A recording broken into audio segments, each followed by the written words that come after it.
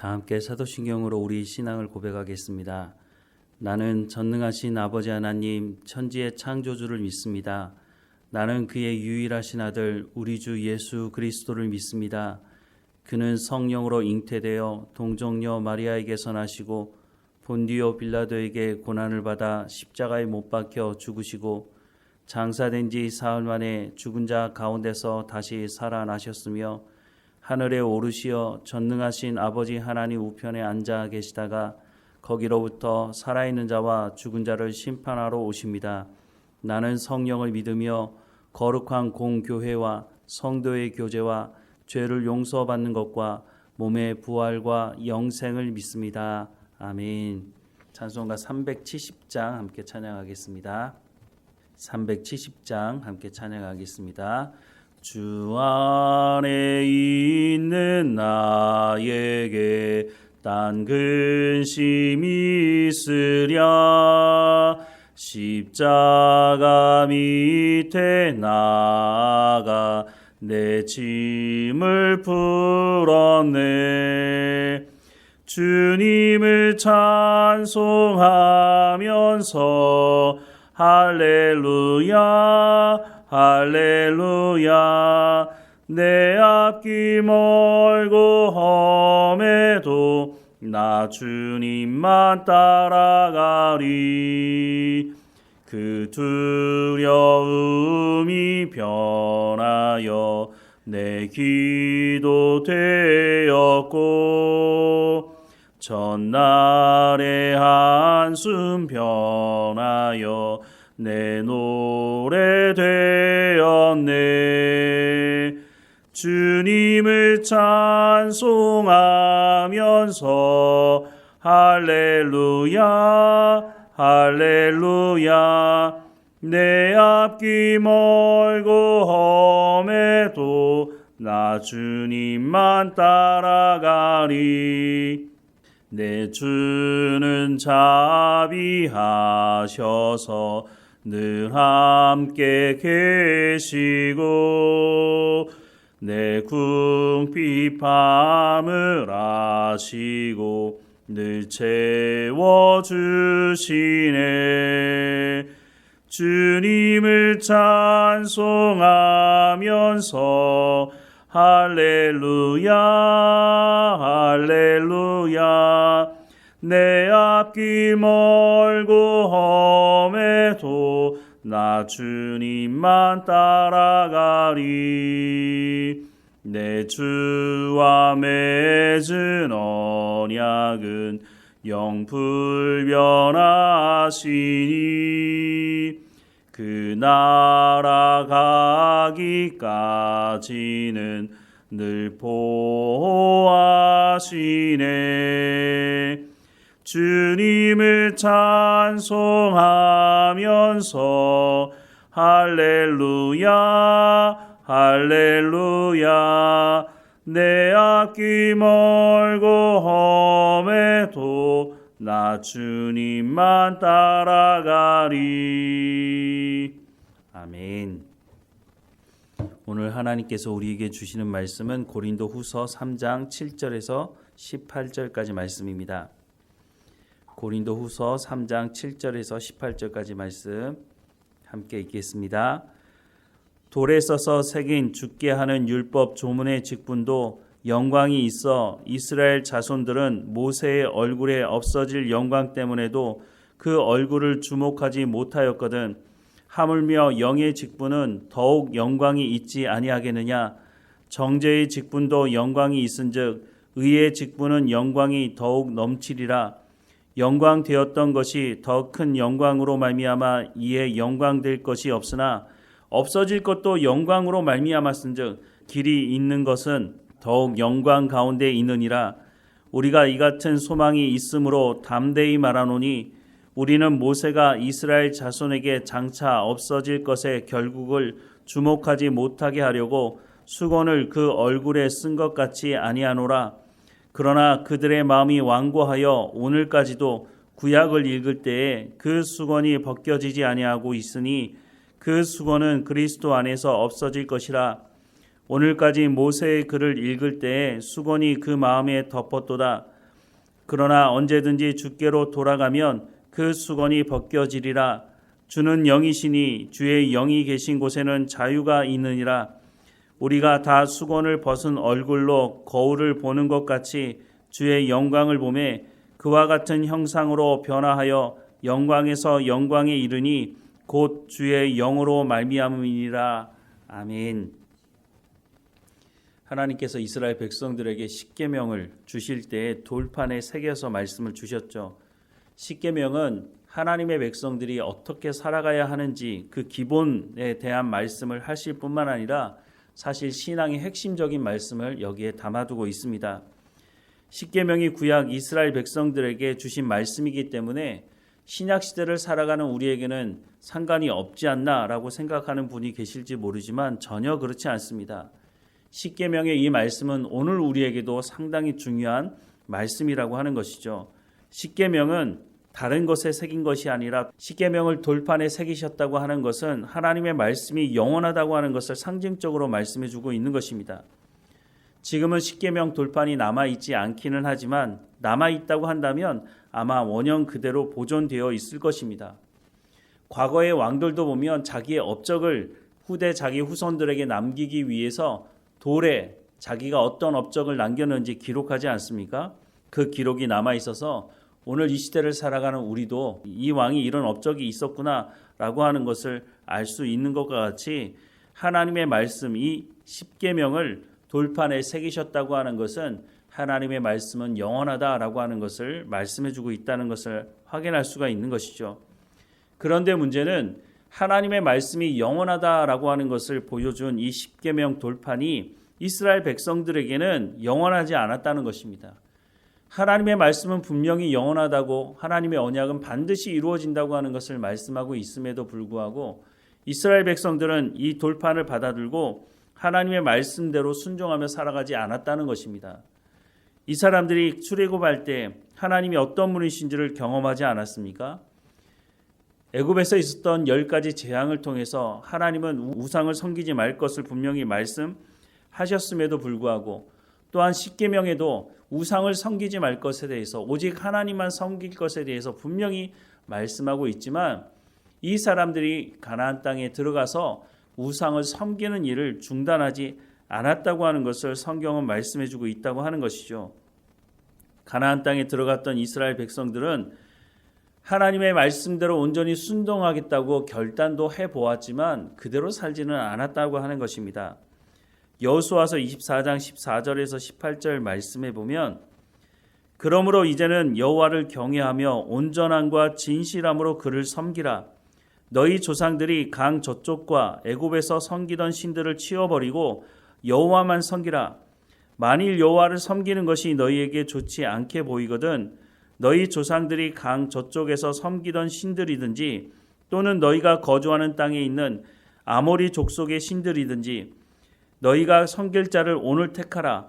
오직 나와 내 집은 여호와를 섬기겠노라 하니 백성이 대답하여 이르되 우리가 결단코 여호와를 버리고 다른 신들을 섬기기를 하지 아니하오리니 이는 우리 하나님 여호와께서 친히 우리와 우리 조상들을 인도하여 애굽 땅 종되었던 집에서 올라오게 하시고 우리 목전에서 그 큰 이적을 행하시고 우리가 행한 모든 길과 우리가 지나온 모든 백성들 중에서 우리를 보호하셨음이며 여호와께서 또 모든 백성들과 이 땅에 거주하던 아모리 족속을 우리 앞에서 쫓아내셨음이라.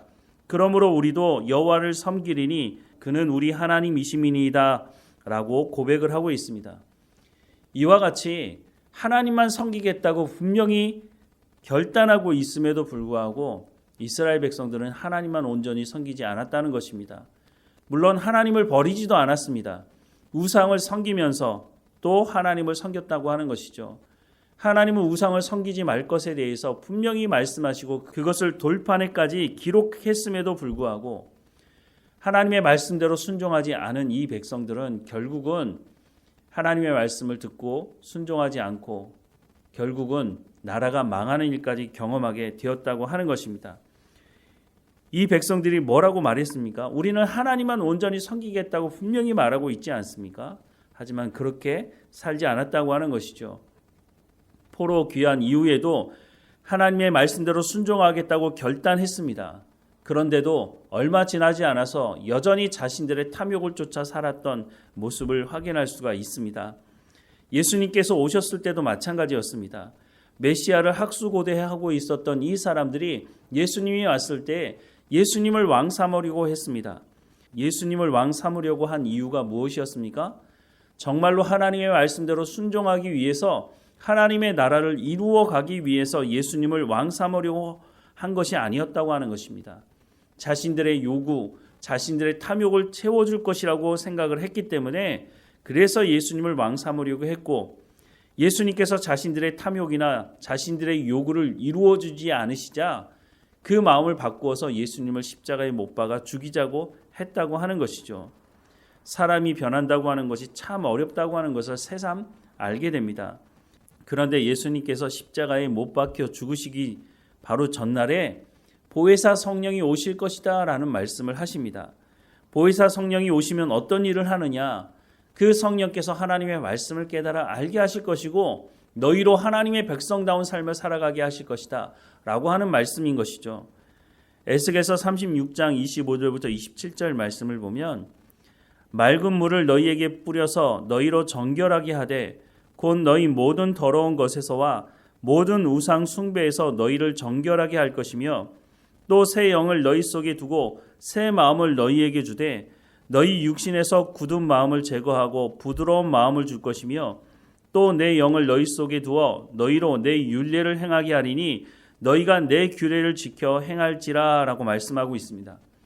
예수님께서 보혜사 성령이 오시면 바로 이 에스겔서에 말씀하는 이 말씀이 성취될 것이다 라고 하는 말씀을 하신 것이죠. 우리의 힘과 우리의 노력으로는 하나님의 말씀대로 순종하는 삶을 살아갈 수 없다는 것입니다. 성령이 충만해야, 우리가 성령의 세례를 통해서 성령이 우리 가운데 내주에 계셔야 우리가 하나님의 말씀을 온전히 순종하며 따라갈 수 있다라고 하는 것을 말씀하고 있는 것입니다. 에스겔서 말씀을 다시 보면 맑은 물을 너희에게 뿌려서 너희로 정결하게 하되 곧 너희 모든 더러운 것에서와 모든 우상 숭배에서 너희를 정결하게 할 것이다 라고 말씀합니다.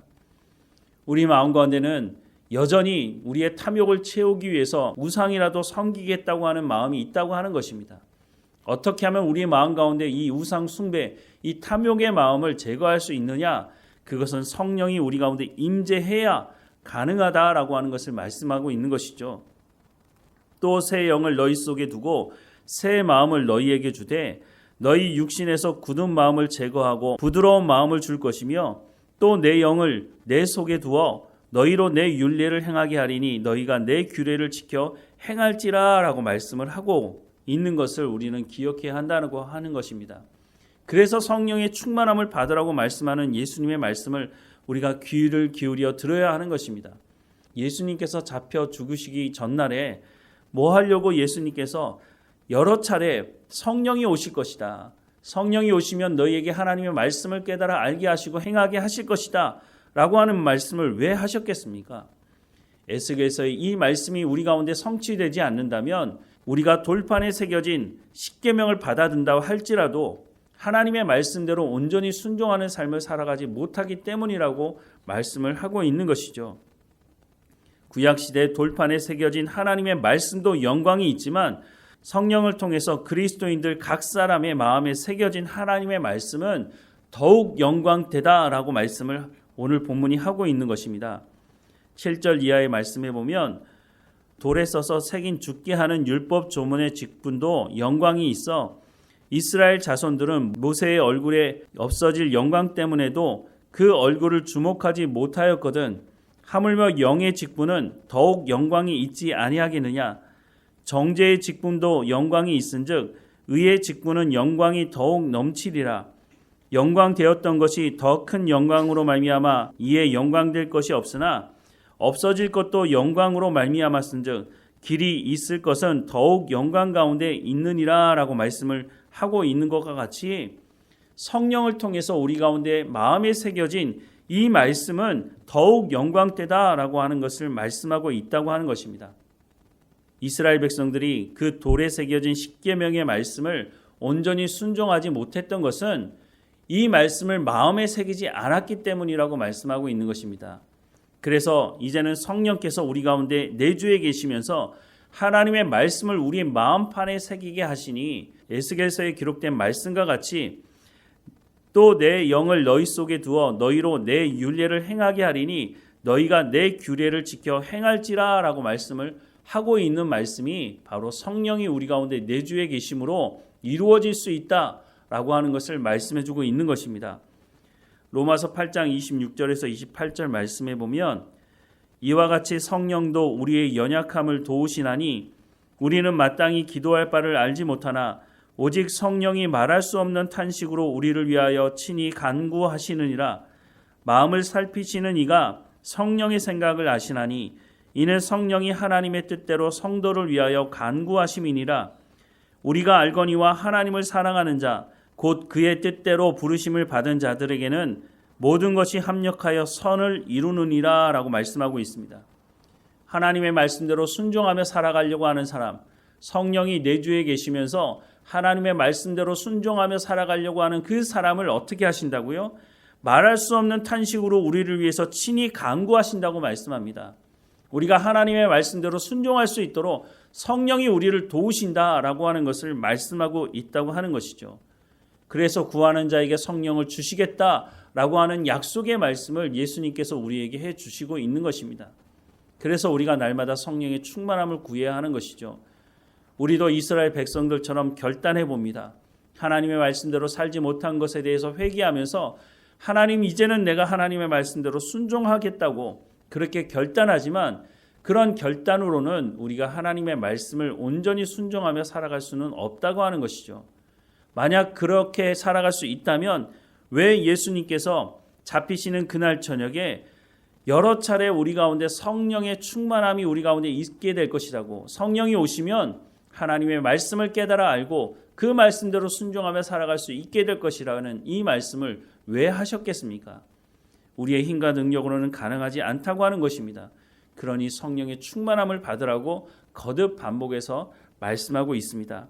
성령이 우리 가운데 내주해 계시고 그 성령을 통해서 하나님의 말씀을 깨달아 알게 되는 것, 그로 말미암아 우리가 구약의 돌판에 새겨진 그 하나님의 영광보다 더 큰 영광을 우리가 보게 될 것이고 경험하게 될 것이다 라고 하는 것을 말씀해 주고 있는 것이죠. 하나님의 말씀에 순종하는 우리가 날마다 성령의 충만함으로 하나님의 말씀을 통해서 하나님의 영광을 경험하는 우리의 삶이 될 수 있다고 말씀해 주고 있는 것입니다. 그러니 다시 한번 말씀드리지만 하나님 앞에 엎드려 기도할 때마다 하나님, 우리의 연약함이 있습니다. 하지만 하나님 약속하신 그 성령을 주시겠다고 말씀하시니 오늘도 우리 가운데 성령의 충만함을 허락해 달라고, 우리가 그래서 하나님의 말씀에 순종하며 살아감으로 하나님의 영광을 경험하며 살아가는 삶이 될 수 있도록 인도해 달라고 기도하는 우리의 삶이 되어야 할 것입니다. 그러면 오늘 약속하신 말씀대로 하나님께서 하나님의 영광을 경험하게 하실 것입니다. 우리의 삶이 날마다 하나님과 동행하며 이 하나님의 영광을 경험하는 우리의 삶이 되기를 주님의 이름으로 축원합니다. 기도하겠습니다. 사랑하는 하나님, 성령이 우리 가운데 내주해 계신다고 말씀하시니 우리 가운데 날마다 그 성령이 충만히 임하게 하셔서 하나님의 말씀대로 온전히 순종하는 우리의 삶이 될 수 있도록 은혜를 허락해 주옵소서. 구하는 자에게 성령을 주시지 않겠느냐, 성령을 주시겠다고 약속하고 계시니 날마다 우리 가운데 성령의 충만함을 허락해 주셔서 예수님께서 말씀하신 대로 하나님의 말씀을 깨달아 알게 하시고 그 말씀대로 순종하는 삶을 통해서 하나님의 영광을 보며 살아가는 우리의 삶이 될 수 있도록 은혜를 허락해 주옵소서. 우리의 삶 가운데 날마다 동행하시는 하나님께서 우리의 삶을 이끌어 주시고 우리가 원망과 불평으로 삶을 채우는 것이 아니라 감사함으로 하나님께 영광을 또한 돌리며 살아가는 삶이 될 수 있도록 은혜를 허락해 주옵소서. 오늘도 우리 가운데 맡겨진 모든 일에 충성을 다하게 하시고 우리의 삶을 통해서 하나님의 영광이 드러나는 삶이 될 수 있도록, 우리가 온전히 하나님 말씀에 순종하는 삶이 될 수 있도록, 성령의 열매가 맺어지는 삶이 될 수 있도록 우리의 삶을 주관하시고 인도해 주옵소서. 우리 마음판에 하나님의 말씀을 새기며 그 말씀을 온전히 붙들고 하나님과 동행하며 살아가는 우리의 삶이 되게 하옵소서. 늘 우리와 함께 하시는 하나님께 감사드리고 예수님의 이름으로 기도드립니다. 아멘. 하늘에 계신 우리 아버지, 아버지의 이름을 거룩하게 하시며 아버지의 나라가 오게 하시며 아버지의 뜻이 하늘에서와 같이 땅에서도 이루어지게 하소서. 오늘 우리에게 일용할 양식을 주시고 우리가 우리에게 잘못한 사람을 용서하여 준 것 같이 우리 죄를 용서하여 주시고 우리를 시험에 빠지지 않게 하시고 악에서 구하소서.